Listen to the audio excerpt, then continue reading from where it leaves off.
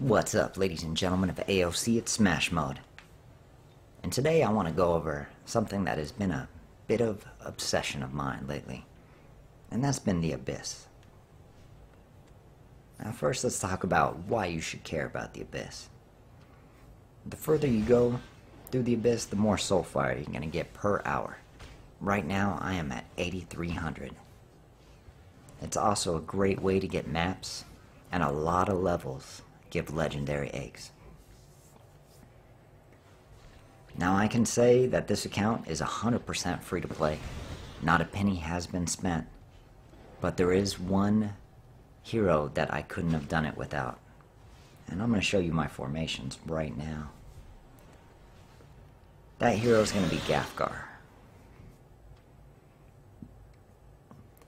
Now depending on how lucky you are, you could get Gafgar in a couple days. I had one player just say on chat that they opened their first hero chest and got Elena. Congratulations to that player. It took me 40 chests to get Gafgar. So it took me about a month and a half. So this is the formation I use when I believe I can protect the dragon. And as far as what spells you cast, it's going to be circumstantial. You're going to have to feel that out. I can say for the most part, I tend to cast my summons very quickly. But it is often different. So that is my formation when I'm attempting to protect the dragon. This is my formation when I believe I have no chance of protecting the dragon. And I often will cast a lot of damage spells on all of these on this side. And I'll hope that I slay enough of them, so by the time the rest of these come around, my summons will be able to beat them. And these are the two formations that I've used to get to level 260. I haven't used any other formations except for these two.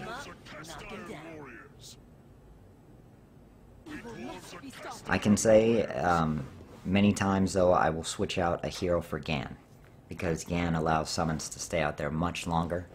We're going to go into that further in a moment. Now dragon skills are very important. Personally mine are not the best, but there is one dragon skill in particular that has made all this possible, in my opinion. I honestly don't know if I could have gotten this far without it.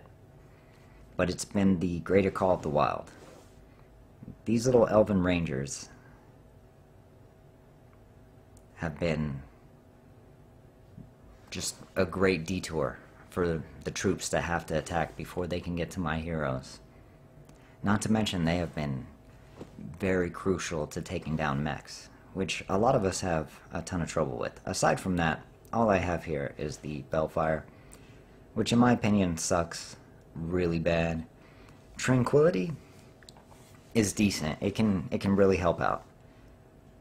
But it's so random. It's not a spell that you cast, and it's only cast once in a great while. So it can be very helpful. Pure luck on this one. And of course we have these, which don't help for the Abyss. These are just buffs for your units. But I think this skill, without Greater Call of the Wild, I don't think I'd be here. So as far as your gear goes, before I show you the gear on all my heroes, these items are crucial. Oh, wait, we got a little more Valor. Getting closer to that tier 9, cannot wait for that. We need those hero chests. These have been so crucial. Whenever you run into mechs, and eventually it's going to be mechs and tanks, you need to have these. There are better items that do 30% damage against mechs, but they cost 8,000 to make. So it's up to you if you want to make those or spend 200 to make these. And without these, I would have not beaten a lot of mech levels. But aside from that, here's what I normally use. Now Rufio, I don't use him, but he's a substitute for Gafgar. He might be a decent substitute early on, but I don't think he'll keep up in later levels. This is so important. You need the extra 20% frost damage. And the Star Moon pendants, you're going to want to substitute them possibly for, I believe they look like little cats, and they give 12 magic and 4 command, which if you're lucky enough to produce a flawless one, they'll produce 18 magic damage. So they will be right in line with that. We're going to go into abilities after this as well. I need Avalon's Ring. I accidentally broke it down because I forgot to lock it. But these have been very important. You want the extra 10% of the units summoned. It does make a huge difference. And of course, if you can find Avalon's Ring, get those feather shots as soon as possible, or get, you know, more of the silver archers. And instead of using the Heaven's Edge, you can also use the Commander's Claymore if you ever need a morale boost. I don't think morale boost really helps the heroes, but the little archers that are summoned at the beginning, I do believe they can get the morale boost. I'm not 100% certain on that.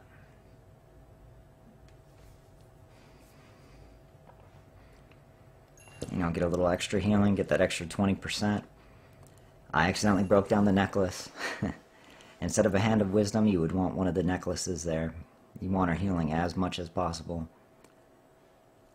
Not sure if she's the best choice for this. But imagine her casting Favor of the Sun God and being immune the entire time. She might actually be a heck of a good tank if it works like that. I am going to be testing this in the future, but right now I'm working on the other artifact.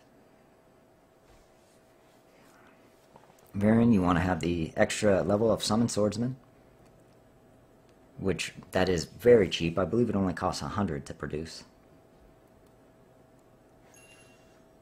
And get another 10%. Now if you have any of these, you want them on both your tanks. You want that 20% damage reduction. Need to have that in your life. If you don't, something with a lot of stamina. You know, keep them tanking in there for a while. We're going to go over the abilities too. There is a reason why Varian is quite an impressive tank. Again, just standard stuff. This is not the best item for him. I just happen to have one. May craft him something better in the future.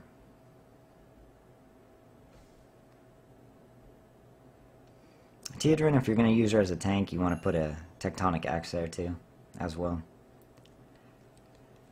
She is also a hero that has to be bought through hero chests. She wasn't the most useful in the Abyss, but when I had the undead levels, very useful in that instance. Didn't use Gazul much at all.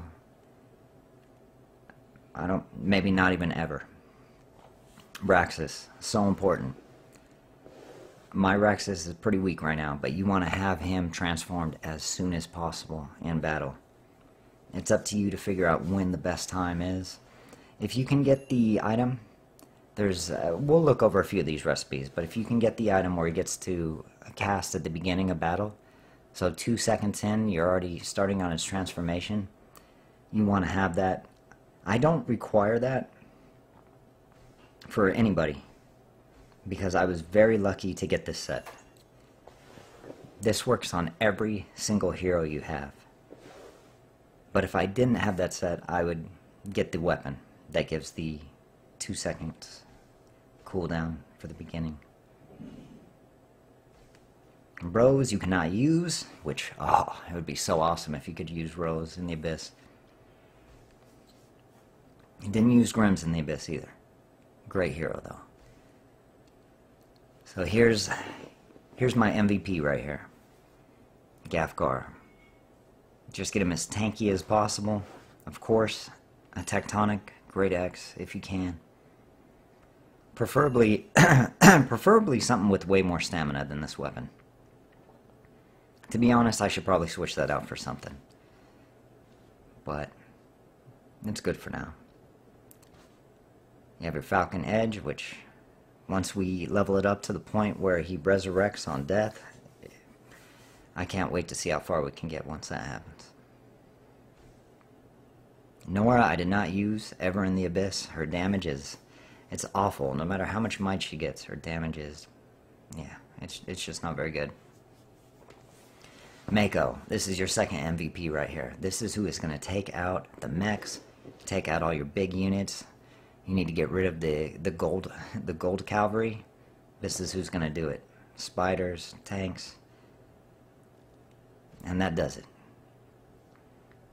Alright, so let's take a look at these abilities. For Mako, we're going all auto attack. As much Eagle Eye, as much Killer Instinct, excuse me, and as much Crack Shot as possible. Those are the only skills I use for him. Now, which skill should you max out? I don't know yet. Legend Ronnie does have a video on his Mako. I would recommend taking a look at that one. His Mako was amazing. Level 50. Great video to watch. This right here, Iron Shield. This is why Gafgar's your best tank. 20 seconds at the beginning of the battle. Minions are going to be surrounding him and doing absolutely nothing. This is what I think makes him the best tank, but I don't have all the tanks yet. So we'll have to revisit this when we make it further down the Abyss and I have all the heroes. Maybe he won't be the best tank. Temporary repair to heal him. And honestly, I should respec and get a ton of Startling Blow and a ton of the Pyro Pincers. But let me see if I've done the other spec. So eventually I'm going to want to switch him. My Gafgar is really lacking. I would say take out the Repairman for your Abyss and put a lot more points in the Startling Blow into Pyro Pincers. That's my mistake. We're not using Grims in the Abyss, we're not using Rose, Raxus, Metamorphosis. If there's an item out there where it goes to level 5, we need to find that. But max this out. Learn what all your lights do. Some of them increase damage, some of them heal, some of them increase attack speed. Now if I was using them, I imagine having a massive Soulless Scourge at the beginning would be very useful. But I did not use Gazul at all.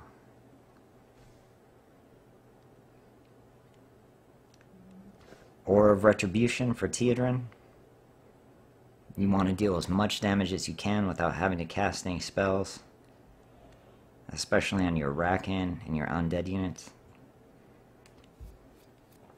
Sacred Shield.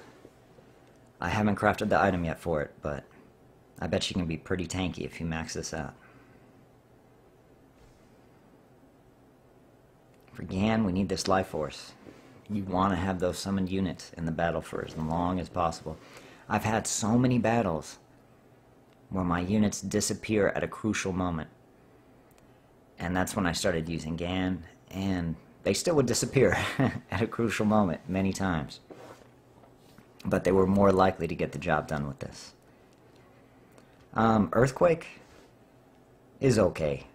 Honestly, if I could respec them, I would put the extra point into Life Force and take 1 point away from Earthquake.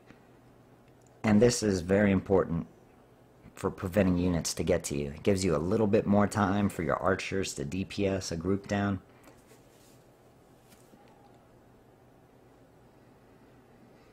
And also it helps your front line a little bit since it reduces the accuracy of them, of the enemy. So here it is. Tank number 2.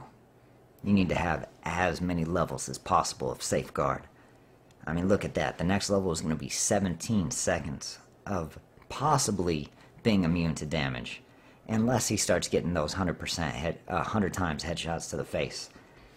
If you have Dwarf Snipers, headshots just non-stop headshots. It doesn't matter. Virian's going down. Same thing with Gafgar. They're getting dropped in an instant. But except for those moments, this is going to last the entire time. He's going to be out there tanking for a good amount of time. And by the time this is done, you'll have hopefully dropped enough of their units. And we need to summon Swordsman before he gets dropped. You don't have to do it at the beginning, but before he gets dropped, you need to summon Swordsman. I can't wait for this level 8. It's going to be nice to have Legionnaires. Right now, part of the reason why I can't beat those Rakan is they just moral collapse the Swordsman in an instant.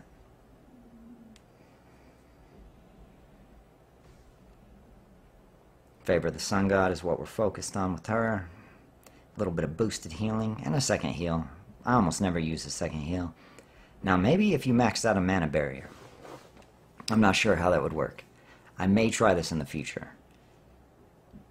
If it gets into the million category, in terms of what it can defend against, this could be extremely useful. I just have not tried it out yet. We need to find the ring, so we can get those feather shots. But summon archers, Warhorn, Archer Mastery. I'm not sure if Ardent Aura would help the heroes. I'm pretty sure it wouldn't. It looks like it only helps the units. And honestly, you don't need one level of Natural Leader. I have no idea why I put it in there. You'd be better off putting in a few points in the volley just in case you have... Maybe he's the last spell you have to cast. Gonna have to respec him eventually as well.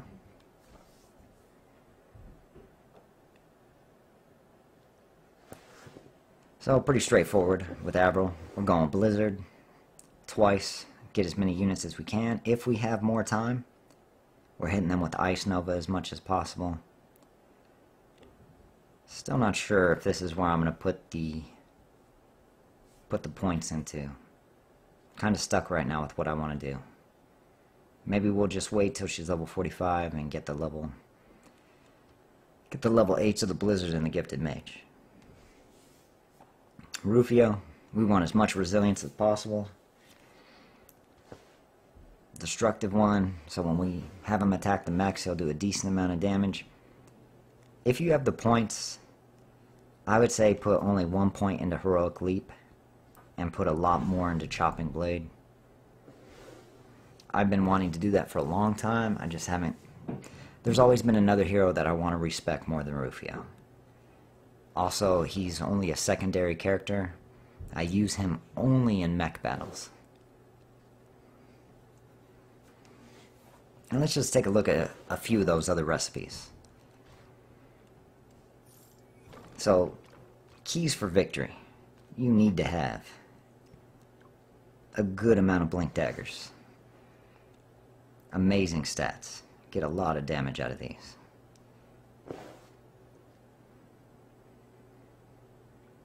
One Frostborn Scepter. Preferably flawless.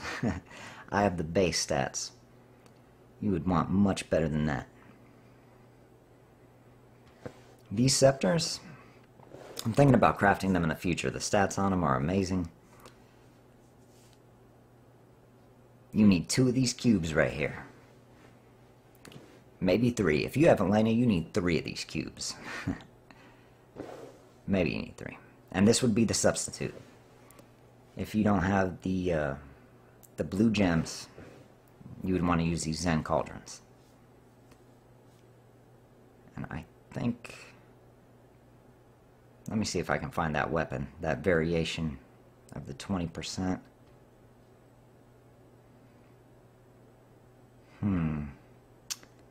Let's see. Where is it?